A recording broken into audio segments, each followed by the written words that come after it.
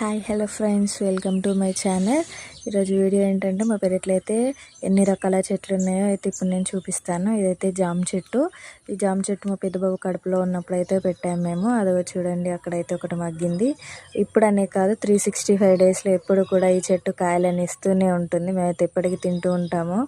నిన్న కూడా తిన్నాము, బట్ దీన్ని చూడలేదు. అక్కడైతే ఉంది. ఇదిగోండి, ఇదేమో వేరే దగ్గర మొలిస్తే అక్కడ నుంచి తీసుకొచ్చి పెట్టాము, చిన్న చెట్టు. ఇది వచ్చేసి చిన్న మామిడి చెట్టు. ఇదిగోండి, ఇక్కడ పెద్దది కూడా ఉంది.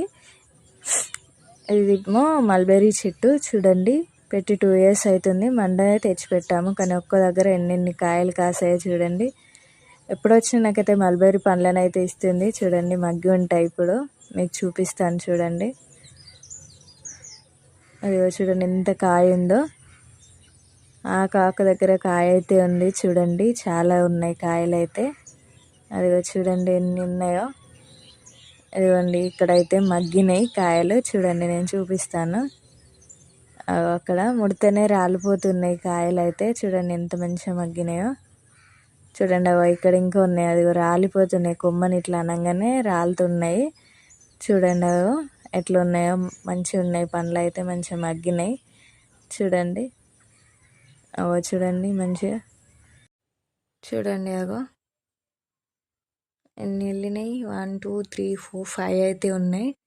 చూడండి, ఇంకా చూపిస్తా మీకు.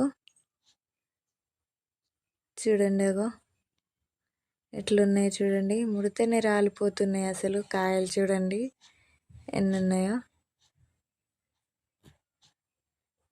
చూడండి,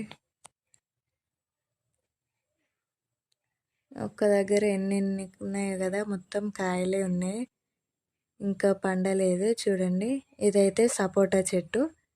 మేము రీసెంట్గా అయితే పెట్టాము ఇక్కడే సపోటా చెట్టు. అది చూడండి, కనకాంబరాల చెట్లు, కనకాంబరాల పూలు వస్తున్నాయి. చాబంతి, కళ్యామాకు చెట్టు ఉంది. సీతమ్మ కురులు ఇప్పుడిప్పుడే చిన్నగా ఫ్లవరింగ్ వచ్చింది సీతమ్మ చెట్టుకి. అక్కడ బంతి చెట్లు ఉన్నాయి చూడండి. బంతి చెట్లు అయితే పెట్టుకున్నాం మేము కొన్ని అట్లా. ఇదైతే వచ్చేసి మొత్తం పుదీనా అండి. చూడండి, పుదీనా అయితే ఉంది, కొంచెం ముడత వచ్చింది.